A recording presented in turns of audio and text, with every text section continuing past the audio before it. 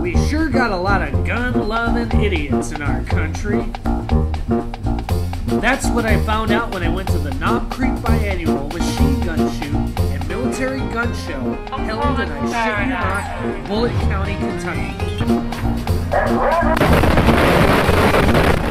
Look at him fire away like it was some big real-life video.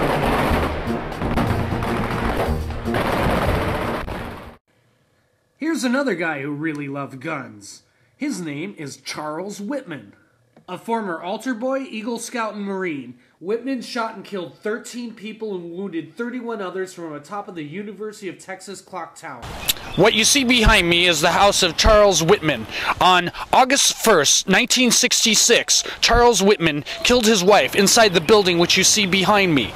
He penned a suicide note and was interrupted by some friends, and then he continued writing the suicide note. What you see behind me is the garage of Charles Whitman, where Charles Whitman constructed a sawed-off shotgun which would be later used in the clock tower shootings.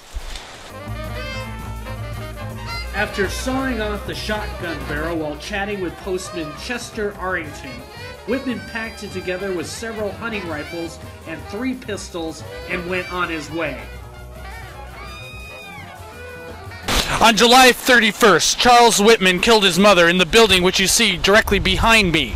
The time was approximately 7 p.m. or close to that. When Whitman returned home, he scrawled on a page in blue ink the words, "Both dead." Charles Whitman killed his mother to take her out of her misery. Behind me is the Sears where Mr. Whitman purchased his weapons. Weapons of death. With easy access to guns, Whitman first purchased an M1 carbine, explaining that he wanted to go hunting for wild hogs. Then at Sears, he purchased a shotgun and green rifle case.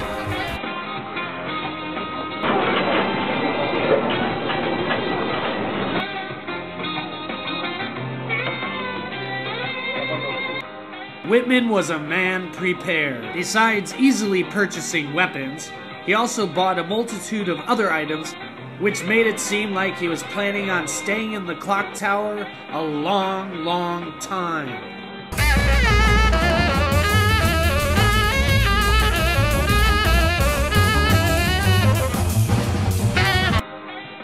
He bought deodorant. And he even bought toilet paper. So Whitman made his way to the tower which you see behind me, the tallest building in Austin, with murder on his mind. In March of 1966, Whitman met with the campus psychiatrist who for his prescribed depression. Dexedrine. During the interview, gun-loving Whitman remarked to the psychiatrist about having the urge to start shooting people with a deer rifle from the university clock tower. Whitman entered the building at 11:30 a.m. Whitman struggled with the elevator until an employee informed him that it had not been powered and turned it on for him. Whitman thanked her and took the elevator to the 27th floor of the tower.